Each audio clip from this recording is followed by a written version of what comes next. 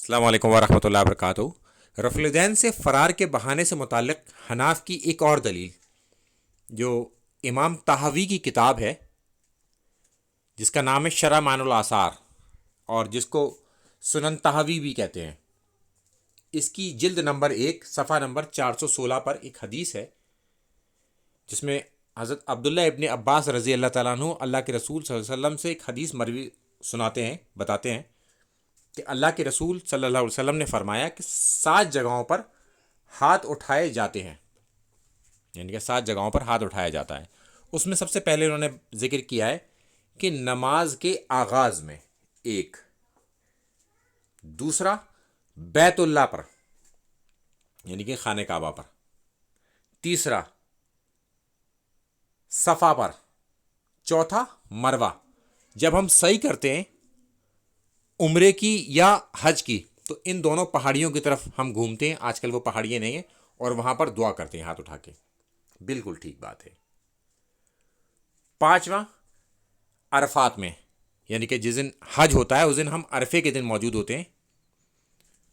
9 ذی الحجہ کی تاریخ کو، اس وقت ہاتھ اٹھا کے دعا مانگنا ہے، بالکل ٹھیک ہے یہ والی بات بھی۔ پھر ہے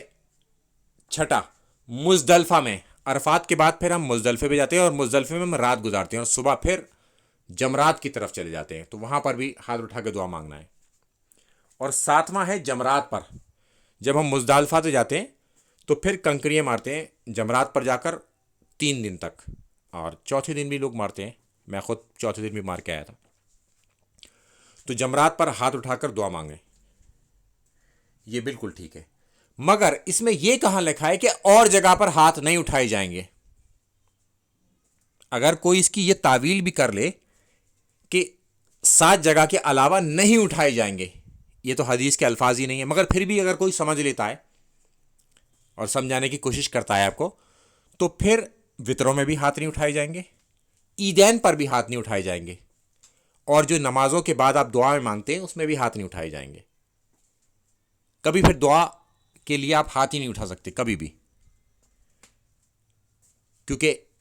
آپ نے مطلب ہی ایسا لے لیا کہ مگر اس میں ایسا مطلب ہی نہیں ہے، تو لہٰذا 8ویں 9ویں 10ویں 11ویں 12ویں 13ویں 17ویں جتنی بھی ہو سکتی ہیں ان جگہوں پر آپ ہاتھ اٹھا سکتے ہیں، چونکہ ان کے علاوہ منع نہیں ہے، ان جگہوں پر تو ہاتھ اٹھانا یہ بالکل ٹھیک ہے۔ یہ تو ہوئی اس متن سے متعلق بات کہ اس کے علاوہ بھی ہاتھ اٹھائے جا سکتے ہیں، منع نہیں اس میں کہیں، اور کوئی سمجھتا ہے منع ہے تو پھر میں نے یہ چیزیں گنا دی، یہاں پہ بھی نہیں اٹھا سکتے۔ اب ہم چلتے ہیں اس کی سند کی طرف کہ اس میں ایک ضعیف راوی ہے اور جمہور محدثین نے اسے ضعیف قرار دیا ہے، اس میں ڈیٹیل بھی اس کی باقاعدہ موجود ہے، اور اس کا نام میں آپ کو بتا دیتا ہوں، محمد بن عبد الرحمن بن ابی یالا، یہ ایک ضعیف راوی ہے، اور اس کو اس ریفرنس جو اس میں دے رکھا ہے یہاں پر آپ دیکھ سکتے ہیں۔ تو یہ ایک اور حلہ بہانہ تھا حناف کی طرف سے رفع الدین نہ کرنے کا، رکوع سے پہلے، رکوع کے بعد، اور تیسری رکعت میں اٹھتے وقت۔ ان 3 رفع الدین کی مخالفت میں حناف نے ان تمام چیزوں کو، صحیح چیزوں کو بھی غلط جگہ لا کے پیش کیا اور خود پھنس گئے۔ اور اس کے متن کے اعتبار سے بھی میں نے آپ کو بتا دیا کہ 8ویں جگہ پر منع نہیں ہے،